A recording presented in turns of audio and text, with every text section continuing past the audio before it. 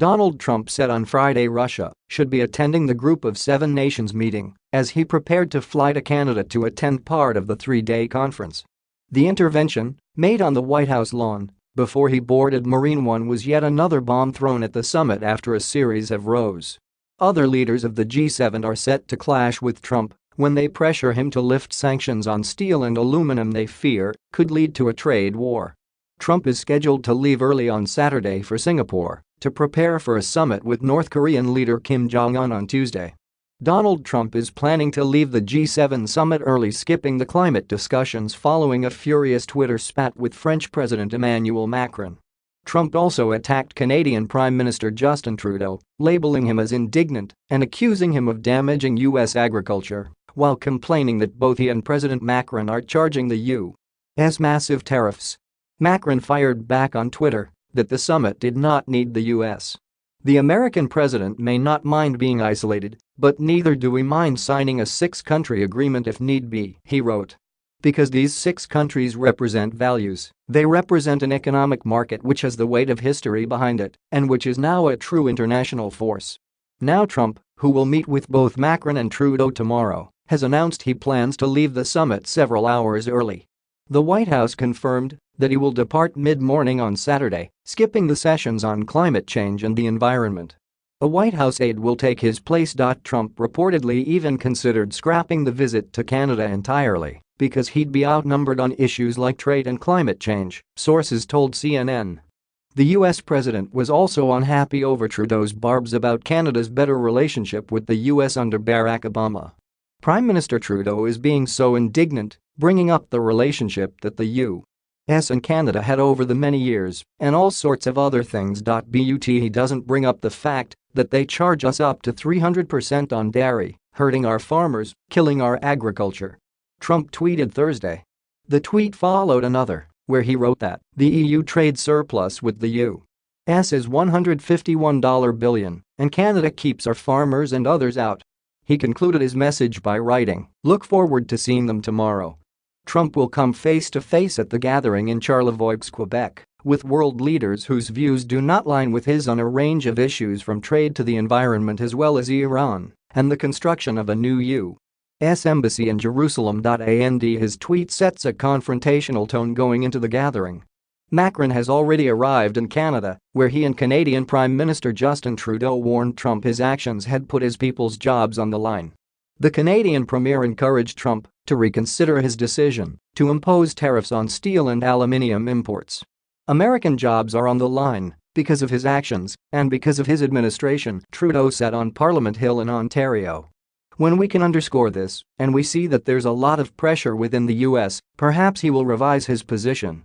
Macron, who arrived in Ottawa on Wednesday evening for talks in advance of the summit, agreed. A trade war doesn't spare anyone, he said. Macron and Trump have had a close relationship. Trump hosted the French president and his wife for his first official state dinner. But relations have reportedly become tense since Trump made his decision to raise steel and aluminium tariffs on Mexico, Canada, and the European Union. Friday's G7 meeting is expected to be tense as Trump takes one-on-one time with Macron, Trudeau, and British Prime Minister Theresa May. The president may find more success at his June 12 summit in Singapore with North Korean President Kim Jong-un. It seems likely that Trump will enjoy a warmer encounter with the autocrat from Pyongyang than with his Canadian hosts and European and Japanese allies. Leaders like Trudeau and Germany's Chancellor Angela Merkel admit it will be difficult to even agree on a joint communiqué at the two-day meeting.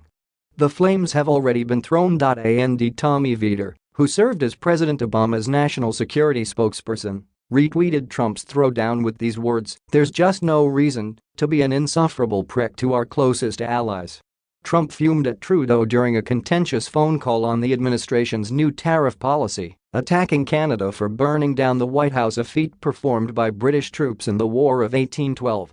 Canada didn't exist for another 55 years until 1867, when the colonies of Canada, New Brunswick, and Nova Scotia came together to form the nation.